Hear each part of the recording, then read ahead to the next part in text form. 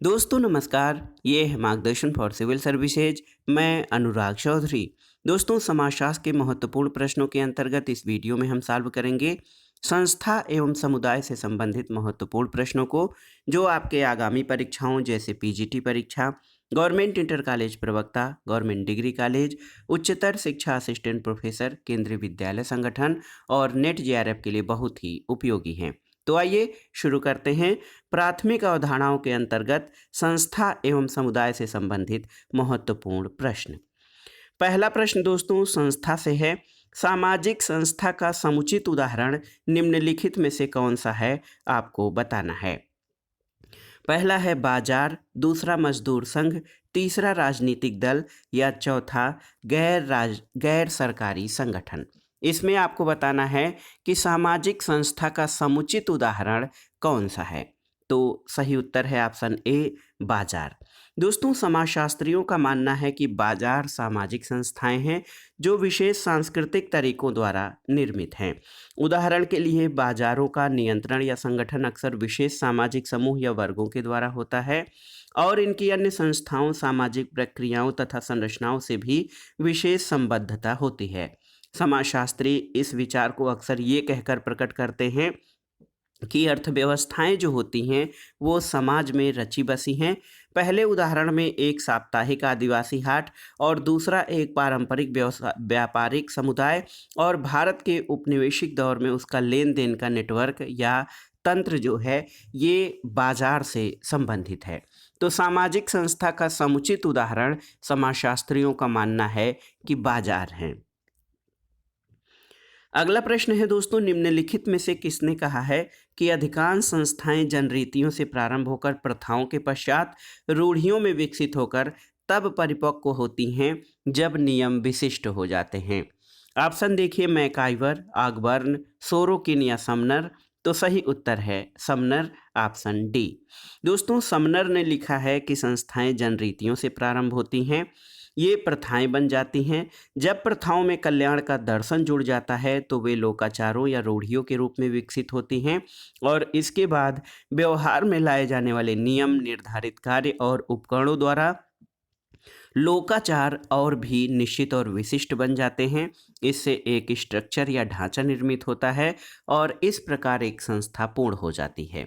तो ये कथन समनर का है कि अधिकांश संस्थाएं जनरीतियों से प्रारंभ होकर प्रथाओं के पश्चात रूढ़ियों में विकसित होकर तब परिपक्व होती हैं जब नियम विशिष्ट हो जाते हैं।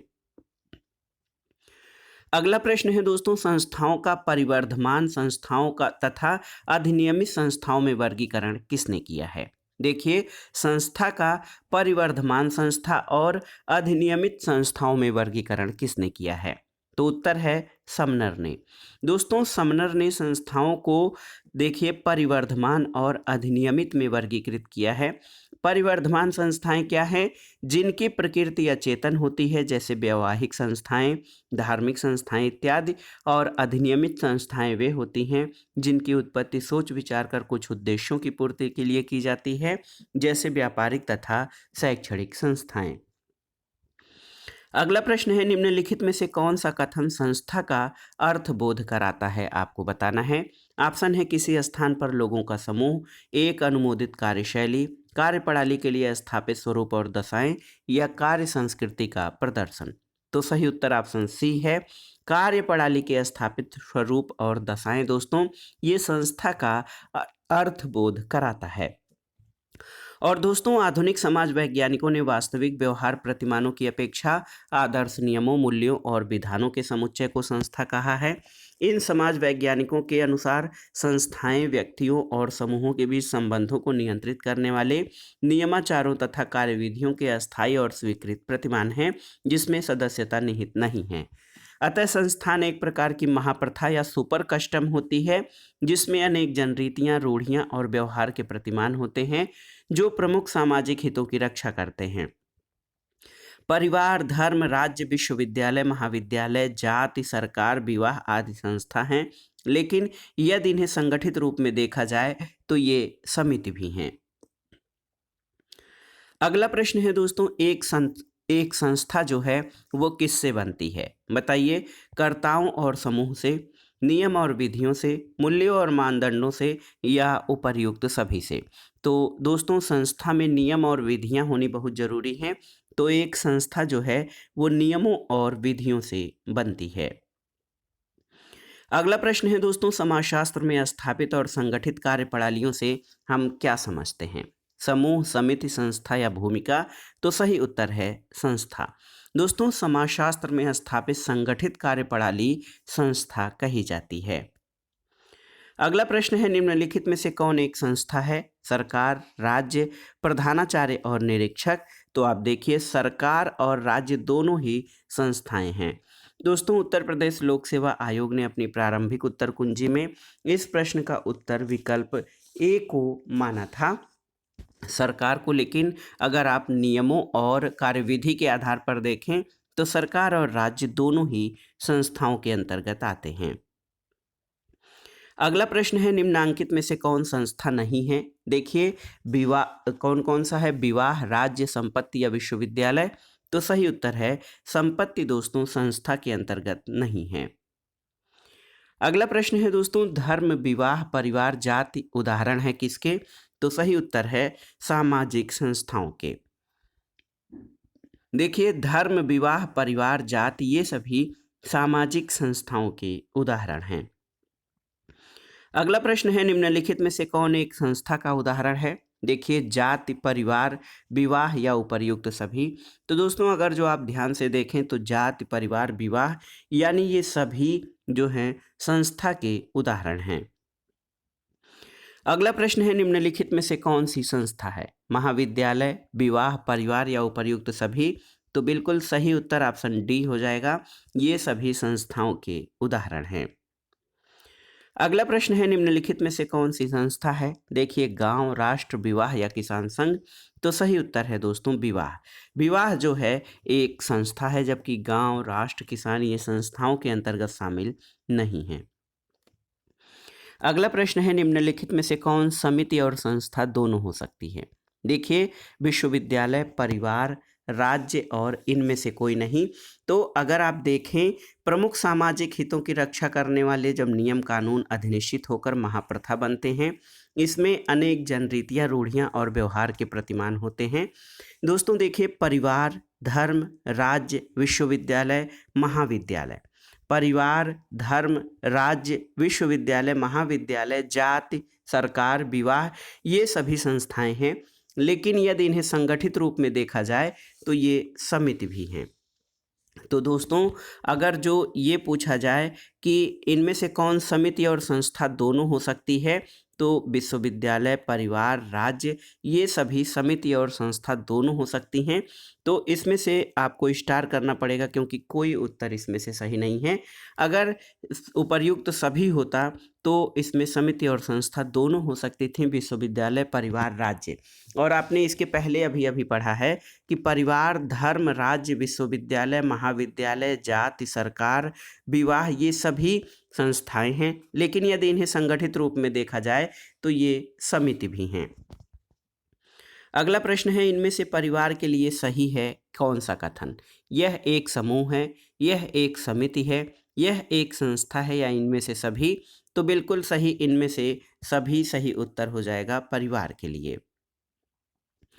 अगला प्रश्न है दोस्तों, निम्नलिखित में संस्था किसे कहेंगे? देखिए ऑप्शंस हैं आपके छात्र संघ, कांग्रेस, परीक्षा प्रणाली या माध्यमिक शिक्षा सेवा चयन बोर्ड। तो सही उत्तर है दोस्तों परीक्षा प्रणाली, जो कि नियम और विधियों पर आधारित होती है। समिति व्यक्तियों का समूह है जो एक या कुछ उद्देश्यों की पूर्ति के लिए बनाई जाती है, जबकि संस्था इन्हीं उद्देश्यों को पूरा करने के लिए नियमों और कार्यप्रणालियों की व्यवस्था है।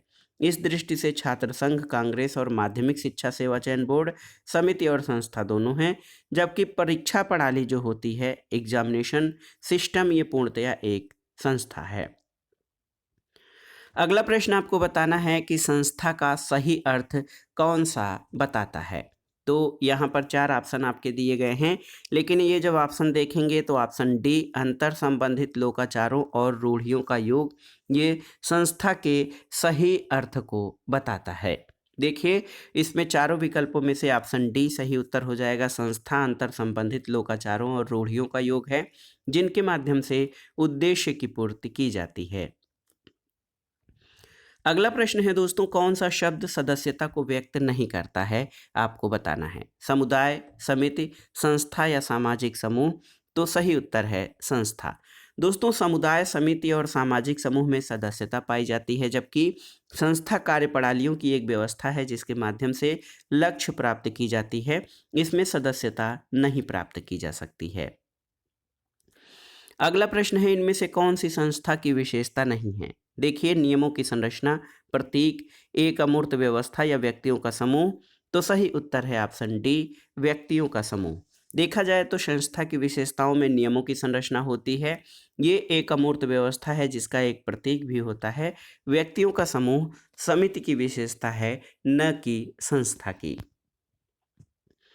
अगला प्रश्न है, निम्नलिखित में से कौन एक संस्था का उदाहरण नहीं है। देखिए, विवाह, जनसमूह, परिवार या नातेदारी। तो सही उत्तर है जनसमूह। जनसमूह, जिसको होमोजोनियस ग्रुप कहा जाता है, ये संस्था का उदाहरण नहीं है, जबकि विवाह, परिवार, नातेदारी ये संस्था के उदाहरण हैं। अगला प्रश्न है, बिना संस्थानों के समाज रूपी भवन ढह जाएगा, ये कथन किसका है। बताइए, बिना संस्थानों के समाज रूपी भवन ढह जाएगा, ये कथन किंग एवं कोलर का है। ऑप्शन ए आपका सही उत्तर है। आप याद रखिएगा, बिना संस्थाओं के समाज रूपी भवन ढह जाएगा, किंग और कोलर का कथन है। समाज में विभिन्न कर्ताओं का समावेश होता है जिनमें अंतःक्रिया होती है, और इस अंतःक्रिया का भौतिक पर्यावरण और आधार होता है। प्रत्येक जो कर्ता होता है अधिकतम संतुष्टि की ओर उन्मुख होता है। और दोस्तों, सार्वभौमिक आवश्यकताओं की पूर्ति समाज के अस्तित्व को अक्षुण्ण बनाए रखने के लिए अनिवार्य है। तादाद में जनित आवश्यकताएं संरचनात्मक तत्वों के सह अस्तित्व के क्षेत्र का नियमन करती हैं, और क्रिया के उन्मेष की प्रणाली और स्थित जन तत्व जिनकी ओर क्रिया उन्मुख है, समाज की संरचना का निर्धारण करते हैं। तो याद रखिएगा, बिना संस्थाओं के समाज रूपी भवन ढह जाएगा, किंग एवं कोलर का कथन है। अगला प्रश्न है, संपूर्ण संस्था की अवधारणा किसने प्रस्तुत की है, आपको बताना है। देखिए, मर्टन, गॉफमैन, दुर्खिम या बेबर। तो सही उत्तर है गॉफमैन। दोस्तों, कुछ लोगों के जीवन में ऐसे भी अवसर आते हैं जहां जीवन का एक बहुत बड़ा हिस्सा व्यतीत होता है, वहीं उनका मुख्य रूप से सामाजिकरण होता है, जैसे सेना, जेल, आश्रम, पागलखाना, स्कूल और महाविद्यालय, छात्रावास। इसे इरविंग गॉफमैन ने समग्र संस्था या टोटल इंस्टीट्यूशन कहा है। अगला प्रश्न है, औपचारिक संस्था जो कानून और व्यवस्था को एक निश्चित क्षेत्र में नियंत्रित और नियमित करती है, इसको क्या कहा जाता है।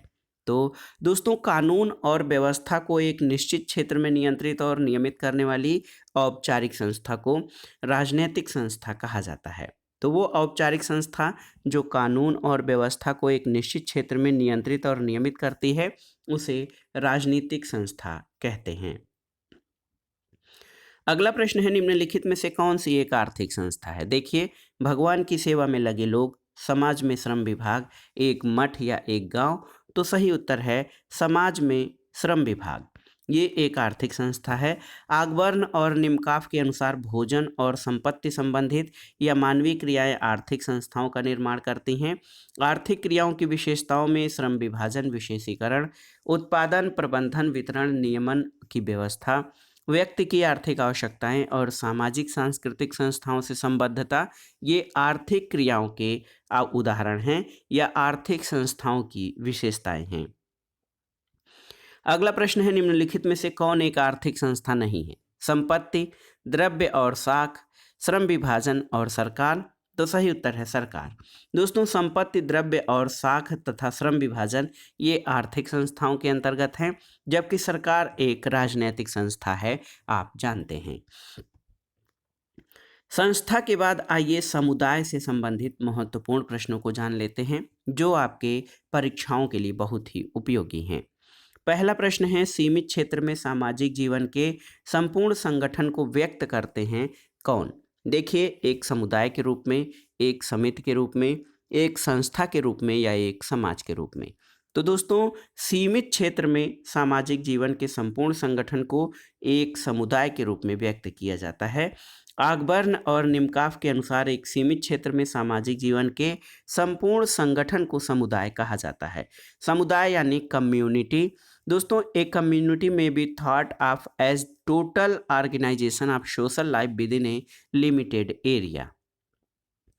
अगला प्रश्न है, किसने परिभाषित किया है कि समुदाय सामाजिक जीवन का वह क्षेत्र है जिसे सामाजिक संबद्धता की मात्रा के द्वारा पहचाना जा सकता है। तो उत्तर है मैकाइवर एवं पेज। दोस्तों बहुत ही महत्वपूर्ण प्रश्न है। मैकाइवर और पेज ने जो है समुदाय को परिभाषित करते हुए लिखा है कि समुदाय जीवन का वह क्षेत्र है जिसे सामाजिक संबद्धता की मात्रा के द्वारा पहचाना जा सकता है। जब किसी छोटे या बड़े समूह के सदस्य साथ साथ इस प्रकार रहते हैं कि वे किसी विशेष हित में भागीदार नहीं होकर सामान्य जीवन की मूलभूत दशाओं या स्थितियों में भाग लेते हैं, तो ऐसे समूह को समुदाय कहा जाता है। तो दोस्तों के डेविस एक विचारक हैं। इनके अनुसार समुदाय वह लघुतम क्षेत्रीय समूह है जो सामाजिक जीवन के सभी पहलुओं को अंगीकार कर सकता है। अगले प्रश्न पर आते हैं। ये है परिभाषा है, समुदाय वह लघुतम क्षेत्रीय समूह होता है जो सामाजिक जीवन के सभी पहलुओं को अंगीकार कर सकता है। ये कथन किसका है? तो सही उत्तर है ये कथन दोस्तों के डेविस का है। ऑप्शन बी आपका सही उत्तर हो जाएगा। अगला प्रश्न है, समुदाय लघुतम प्रादेशिक समूह है जो सामाजिक जीवन के सभी पक्षों का आलिंगन करता है। ये कथन डेविस का है। ऑप्शन ए आपका सही उत्तर हो जाएगा।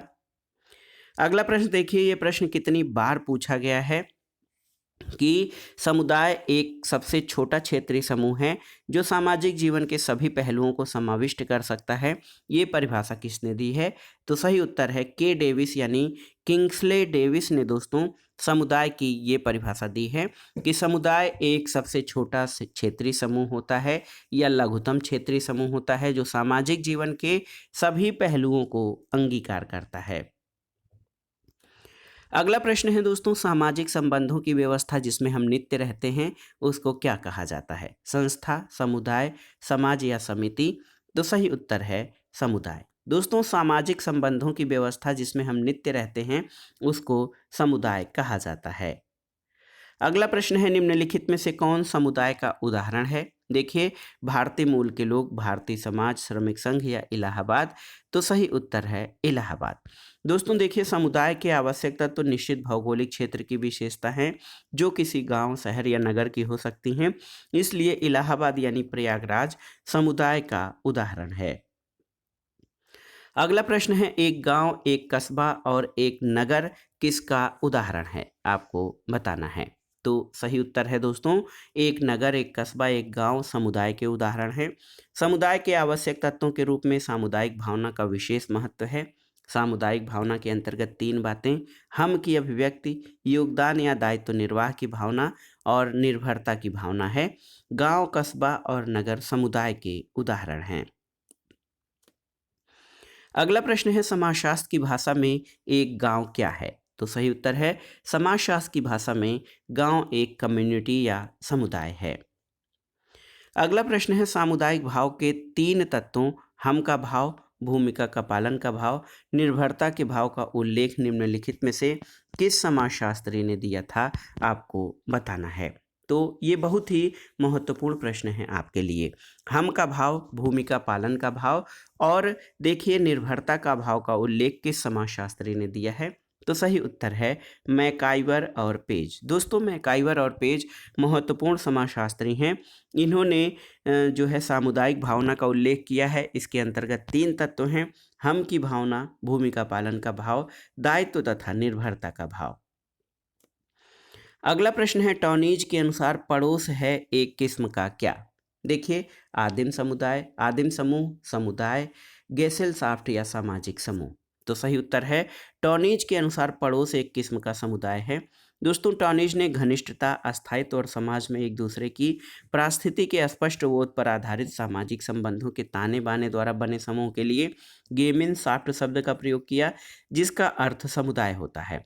और इस प्रकार के समूह स्थानीयता, नातेदारी, भावनात्मक एकता, निरंतरता, पारस्परिक विश्वास, स्नेह, प्रेम, सहानुभूति, रस संबंध, पड़ोस की भावना आदि पर आधारित होते हैं।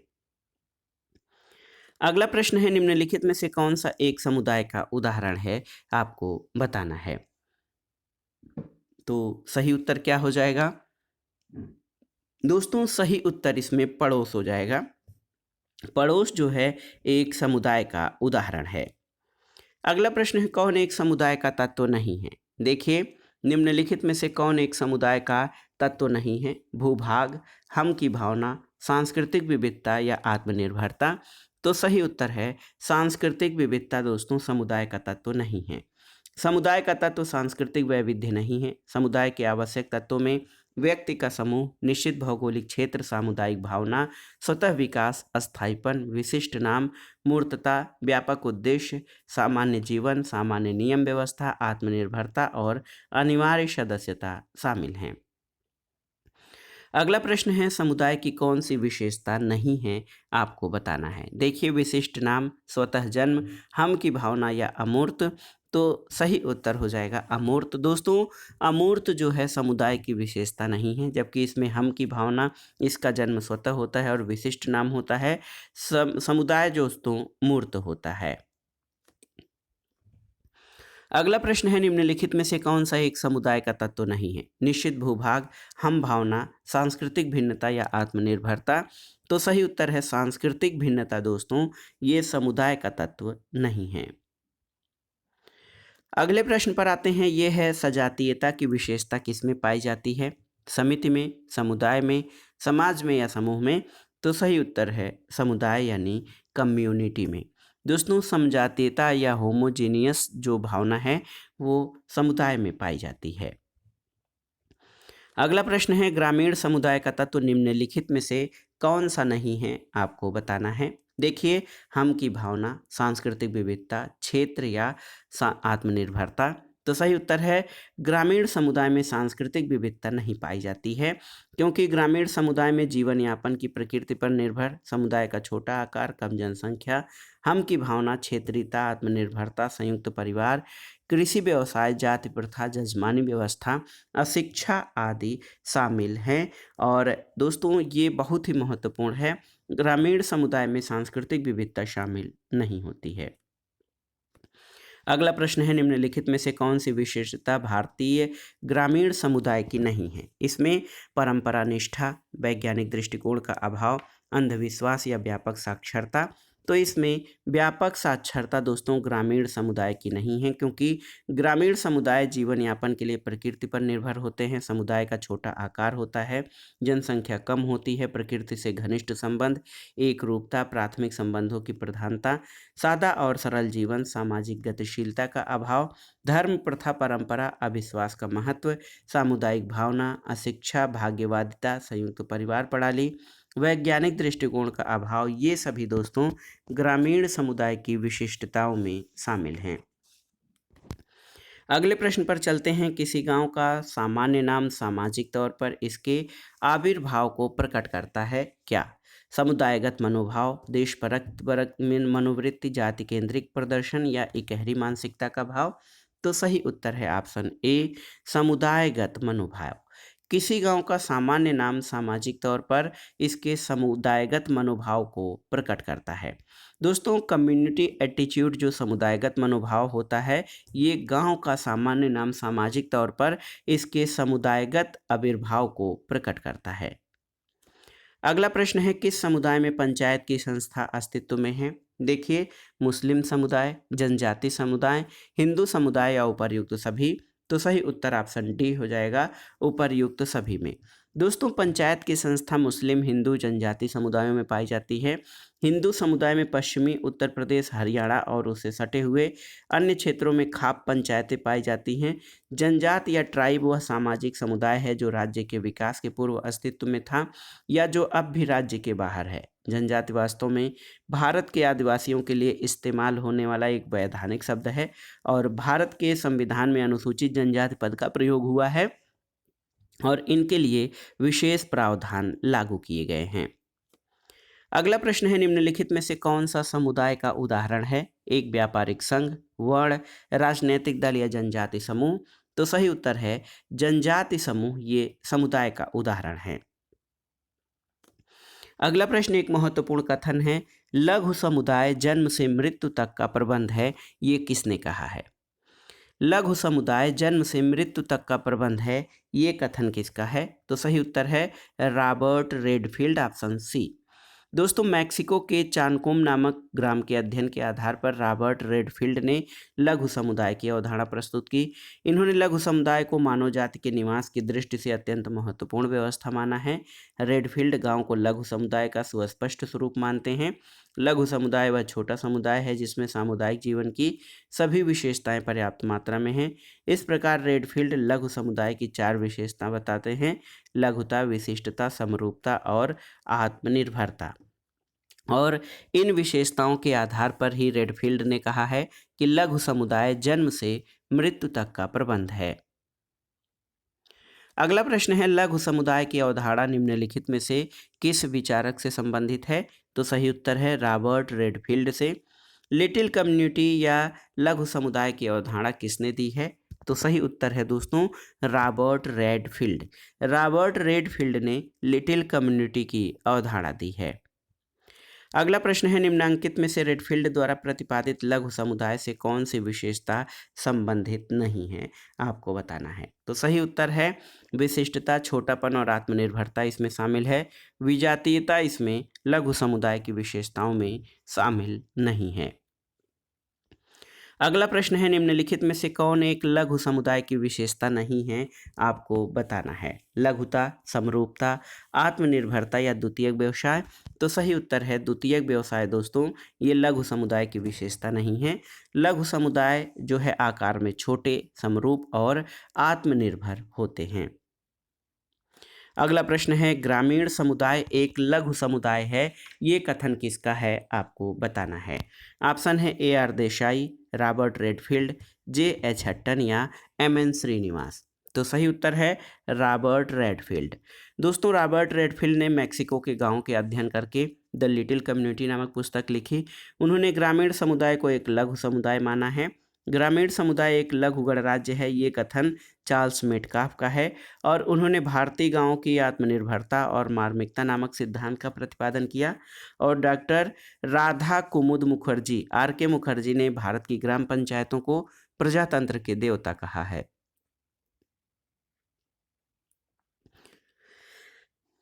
अगला प्रश्न है, निम्नलिखित में से कौन सा सामुदायिक जीवन का आधार नहीं है? देखिए, महत्वपूर्ण प्रश्न है, सामुदायिक जीवन का आधार क्या नहीं है?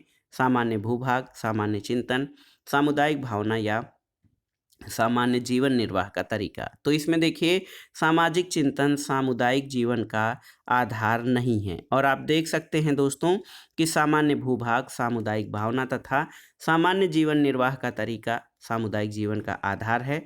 सामान्य चिंतन जो है इसमें शामिल नहीं है। इस वीडियो का आखिरी प्रश्न देखते हैं दोस्तों, किसने भारतीय गांव को लघु गणतंत्र या लिटिल रिपब्लिक की संज्ञा दी है? तो सही उत्तर है चार्ल्स मेटकाफ। दोस्तों, चार्ल्स मेटकाफ ने भारतीय ग्राम को अखंडित, परमाणुक और अपरिवर्तनीय इकाई कहा है। मेटकाफ ने कहा है कि ग्रामीण समुदाय लघु गणतंत्र हैं जिसमें उसकी आवश्यकताओं की लगभग सभी वस्तुएं पाई जाती हैं और वे सभी विदेशी संबंधों से लगभग स्वतंत्र हैं। मेटकाफ ने यह भी लिखा है कि युद्ध होते हैं, साम्राज्य बनते हैं और बिगड़ते हैं, परंतु गांव समाज के रूप में अपरिवर्तनीय, स्थिर और स्वावलंबी होकर उभरते रहे हैं। तो ये था आज का वीडियो समाजशास्त्र के महत्वपूर्ण प्रश्नों के अंतर्गत संस्था एवं समुदाय से संबंधित महत्वपूर्ण प्रश्न, जो आपके आगामी परीक्षाओं के लिए बहुत ही उपयोगी हैं। आप इन प्रश्नों को तैयार कर लीजिएगा। दोस्तों, वीडियो आपको कैसा लगा हमें कमेंट बॉक्स में ज़रूर बताइएगा। वीडियो को लाइक करें, शेयर करें और इस चैनल मार्गदर्शन फॉर सिविल सर्विसेज को सब्सक्राइब करें। वीडियो देखने के लिए धन्यवाद। नमस्कार।